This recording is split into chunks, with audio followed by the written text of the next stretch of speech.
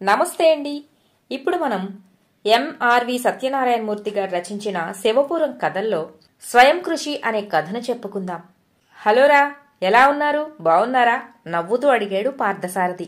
నగరేశ్వర స్వామి గుడి ఆవరణలో ఉన్న బాదం చెట్టు కింద కూర్చున్న కిరణ్, సుధాకర్ మిత్రుడి పిలుపుకి సంతోషంతో హలో పార్థు, ఎలా ఉన్నావురా? బావున్నావా అని బదులు పలికారు. పార్థు వాళ్ల పక్కనే సిమెంట్ బెంచి మీద కూర్చున్నాడు. చిన్నప్పటి నుండి వాళ్ళు ముగ్గురూ కలుసుకుని ముచ్చట్లు చెప్పుకునే చోటు అదే. అందుకే ఆ ప్రదేశం అంటే వాళ్లకు ఇష్టం. ఏం చేస్తున్నారిద్దరూ అని అడిగాడు పార్థు. ఏముంది, నేను రైస్ మిల్లులో అకౌంట్లు రాస్తున్నాను. సుధాకర్ కాన్వెంట్లో పనిచేస్తున్నాడు. ఏదో ఇలా గడిచిపోతుంది, మార్పు ఏమీ లేదు అన్నట్లుగా చెప్పాడు కిరణ్. అతని గొంతులోని నిర్లిప్తతని గమనించాడు పార్థు. ఒక్క నిమిషం ముగ్గురి మధ్య మౌనం చోటు చేసుకుంది. మిత్రులు ఇద్దరికీ మంచి స్థితిని ఏర్పాటు చేయాలని నిర్ణయించుకున్నాడు పార్థు. ఫ్రెండ్స్, మారుతున్న కాలంతో పాటు మనము మారాలి. సమాజంలో కొత్త మార్పుల్ని పసిగట్టి వాటిని మన ఎదుగుదలకు సాధనంగా చూసుకోవాలి. గృహ నిర్మాణాలలో ఇప్పుడు చాలా మార్పులు వచ్చాయి కదా. మండల కేంద్రాలు, మేజర్ పంచాయతీలలో కూడా అపార్ట్మెంట్ల సంస్కృతి వచ్చింది. ఇప్పుడు ఇంటి గుమ్మాలకి కలప వాడుతున్నా కిటికీలు, వెంటిలేటర్లకు మాత్రం హిండాలియం ఫ్రేమ్లు, అద్దాలనే ఉపయోగిస్తున్నారు. మీరు గమనించారా? ఆసక్తిగా అడిగాడు పార్థు ఫ్రెండ్స్ ని. నేను మొన్న మా మామయ్య గారింటికి తణుకు వెళ్లాను కదా. వాళ్ళు కిటికీలు, వెంటిలేటర్లు నువ్వు చెప్పినట్లుగానే హిండాలియం ఫ్రేములతో, అద్దాలతోనూ ఏర్పాటు చేసుకున్నారు. చెదల ఇబ్బంది ఉండదని, చూడటానికి అందంగా ఉంటాయని ఇలా చేశామని మా మామయ్య చెప్పాడు అన్నాడు కిరణ్. కిరణ్ మాటలతో పార్థులో ఉత్సాహం పెరిగింది.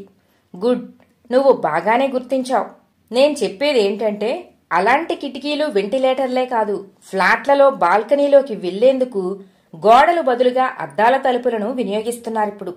డబ్బు ఖర్చుకి ఎవ్వరూ వెనుకాడటం లేదు. ఇలాంటివి తయారు చేసి సరఫరా చేసే ఆర్డర్లు మీరు సంపాదిస్తే కనుక మీ భవిష్యత్తు చాలా బాగుంటుంది కిరణ్ అన్నాడు పార్థు. నువ్వు చెప్పింది బాగానే ఉంది, కానీ మనకి అందులో అనుభవం కావాలి కదా. వాటి తయారీకి పెట్టుబడి కావాలి. మా ఆర్థిక పరిస్థితి నీకు తెలుసు కదా అన్నాడు కిరణ్. అవన్నీ నేను చూసుకుంటాను. విజయవాడలో ఇలాంటివి తయారు చేసే యూనిట్లున్నాయి. మా ఫ్రెండ్ అన్నయ్యకు ఒక యూనిట్ ఉంది. ఆయన దగ్గర నువ్వు 3 నెలలుండి అనుభవాన్ని సంపాదించు, సరేనా అడిగాడు పార్థు కిరణ్ని. ఆనందంగా తలూపాడు కిరణ్. తర్వాత పార్థు సుధాకర్ కేసి తిరిగాడు. సుధా, నువ్వు చిన్నప్పుడు బొమ్మలు బాగా వేసేవాడివి, ఇప్పుడు కూడా వేస్తున్నావా అని అడిగాడు పార్థు. లేదు పార్థు, చిన్న ఉద్యోగంతోనే సతమతమవుతున్నాను. కాన్వెంట్లో కింది తరగతుల విద్యార్థులకు పాఠాలు చెబుతాను. ఇది కాకుండా ఆఫీసులో వర్క్ కూడా చేయాల్సి వస్తుంది. నేను డిగ్రీ ఏగా చదివాను, బిఎడ్ చెయ్యలేదు కదా. వేరే చోట చేరుదామన్నా బిఎడ్ ఉంటేనే తీసుకుంటామని నిక్కచ్చిగా చెప్పారు. అందుకే ప్రస్తుతం చేస్తున్న కాన్వెంట్లోనే వాళ్ళు ఏం చెప్పినా కాదనకుండా చేస్తూ గడుపుతున్నాను దిగాలుగా అన్నాడు సుధాకర్. ఆ మాటలు విని బాధపడ్డాడు పార్థు. వెంటనే తల పంకించి, సుధా, నువ్వు కూడా కిరణ్తో కలిసి విజయవాడ వెళ్ళు. అపార్ట్మెంట్లకి కలర్స్ వేసే పన్ని అక్కడ శ్రద్ధగా గమనించు. నువ్వు ఆర్టిస్టువి కదా, నీ మనసులో కొత్త ఆలోచనలు వస్తాయి. దాన్ని ఎలా ఉపయోగించాలో నేను తర్వాత చెప్తాను నీకు. ఇంకో విషయం, మీ ఇద్దరికీ 3 నెలలకు అయ్యే ఖర్చును నేనే భరిస్తాను. మీరు వర్రీ అవ్వొద్దు అన్నాడు పార్థు. ఇద్దరూ అతనికేసి కృతజ్ఞతగా చూశారు. తర్వాత చాలాసేపు చిన్ననాటి కబుర్లు చెప్పుకొని ఆనందంగా గడిపారు. చీకటి పడింది. గుడి గోపురం మీద లైట్లు వెలిగాయి. ముగ్గురు గుడి లోపలికి వెళ్లి శివయ్యను దర్శించుకుని వచ్చారు. తర్వాత ఎవరి ఇళ్లకు వాళ్ళు వెళ్లిపోయారు. శివపురం గ్రామం మండల కేంద్రం. ఊళ్ళో ఒక డిగ్రీ కాలేజీ, 2 జూనియర్ కాలేజీలు, ఒక జిల్లా పరిషత్ హైస్కూలు, 4 ప్రైవేట్ హైస్కూళ్లు ఉన్నాయి. చుట్టుపక్కల గ్రామాల వారు కూడా చదువు కోసం శివపురమే వస్తారు. పార్థు, కిరణ్, సుధాకర్ చిన్నప్పటి నుండి స్నేహితులు. ఇంటర్మీడియట్ వరకు కలిసే చదువుకున్నారు. పార్థుకి చెన్నై ఐఐటిలో సీటు రావటంతో అతను చదువు కోసం చెన్నై వెళ్లిపోయాడు. పార్థు తల్లి, తండ్రి కూడా ఉపాధ్యాయులే. వాళ్ళకి డబ్బుకి లోటు లేదు. కిరణ్ తండ్రి వ్యవసాయ కూలి. సుధాకర్ తండ్రి సైకిల్ మీద పక్క గ్రామాలకు వెళ్లి కూరలమ్మి కుటుంబాన్ని పోషిస్తున్నాడు. అందుకే కిరణ్, సుధాకర్ ఊళ్ళోని డిగ్రీ కాలేజీలోనే డిగ్రీ చదివారు. ఇద్దరికీ పీజీ చెయ్యాలని ఉన్నా కుటుంబ పరిస్థితులకు తలొగ్గి చిన్న ఉద్యోగాలలోనే చేరి వాళ్ల కుటుంబాలకు ఆసరాగా ఉంటున్నారు. పార్థు బెంగళూరులో సాఫ్ట్వేర్ ఇంజనీర్గా పనిచేస్తున్నాడు. మర్నాడు కిరణ్ రైస్ మిల్లుకు వెళ్లి యజమాన్ని 3 నెలలు సెలవు కావాలని అడిగాడు. అన్ని రోజులు సెలవు కుదరదని అతనికి రావాల్సిన జీతం డబ్బులు ఇచ్చి పంపించేశాడు ఆ యజమాని. సుధాకర్ కూడా వాళ్ళ కాన్వెంట్ ప్రిన్సిపాల్ ని 3 నెలలు సెలవు కావాలని అడగగానే ఇంకో కాన్వెంట్లో చేరుతున్నావా అని కోపగించుకుని ఆ రోజు వరకు అతనికి రావాల్సిన జీతాన్ని లెక్క కట్టించి పొమ్మన్నాడు అతను కూడా. ఆ మర్నాడే పార్థు ఫ్రెండ్స్ ఇద్దరి బ్యాంక్ అకౌంట్లలో చెరో 20,000 వేయటం, ఇద్దరూ సాయంత్రానికి విజయవాడ వెళ్లి నాగభూషణం గారిని కలవటం వేగంగా జరిగిపోయింది.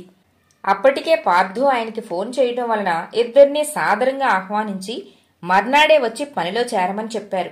విద్యాధరపురంలోనే తన ఇంటికి దగ్గరలోనే ఒక రూమ్ చూశాడు నాగభూషణం.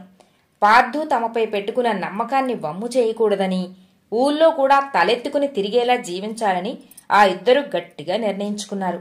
3 నెలల కాలం 3 రోజుల్లా గడిచిపోయింది.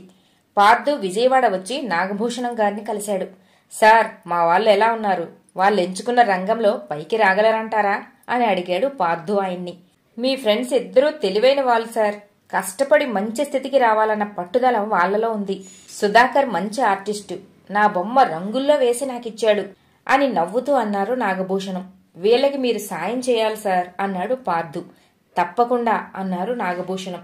వెంటనే విశాఖపట్నంలోని ప్రముఖ బిల్డర్ వెంకట్రావుకి ఫోన్ చేశారు నాగభూషణం. మిత్రమా, నీ దగ్గరికి 2 మెరికల్ లాంటి కుర్రాలని పంపుతున్నాను. వాళ్ళకి ఓ అపార్ట్మెంట్ అప్పచెప్పు, ఉంటాను అని ఫోన్ కట్ చేసేశారు.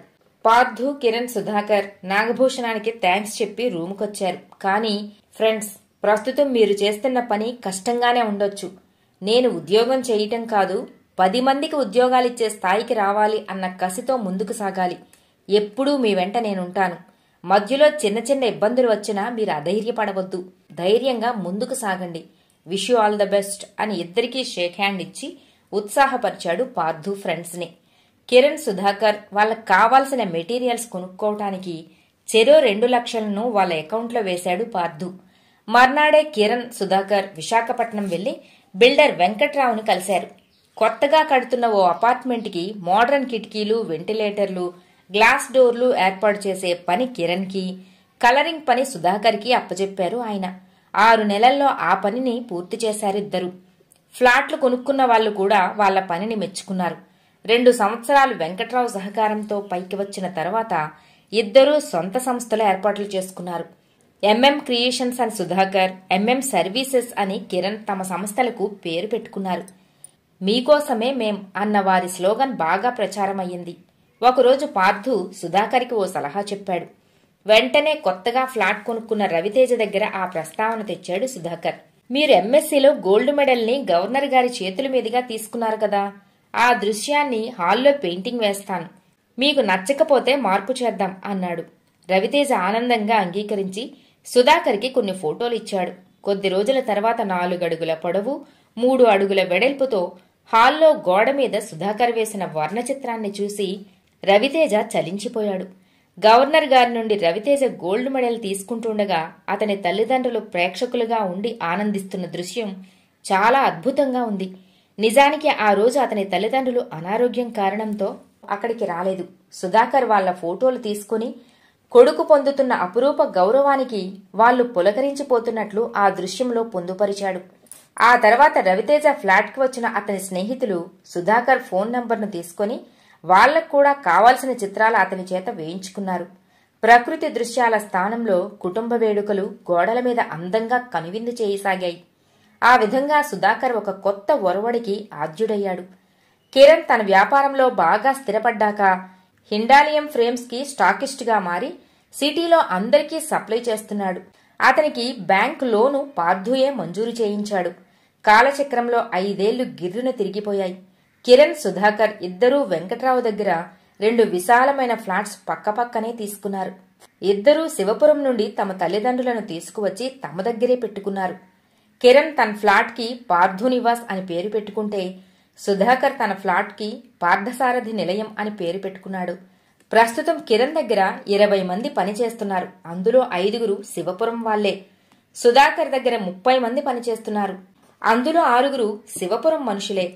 కిరణ్, సుధాకర్ల ఆఫీస్ టేబుల్స్ పై పార్థు ఫోటో చిరునవ్వులు చిందిస్తూ ఉంటుంది. ఫోటో కింద మిత్రమా, నీ ఎదుగుదలకు శ్రమించు, మీ మిత్రుల ఎదుగుదలకు సహకరించు అన్న అక్షరాలు బంగారు రంగులో మెరుస్తూ ఎంతో మందికి స్ఫూర్తినిస్తున్నాయి. స్వయం కృషితో శ్రమించి ఉన్నత స్థితికి చేరుకోవటం సాధ్యమే అని నిరూపించారు కిరణ్ సుధాకర్. కథ సమాప్తం.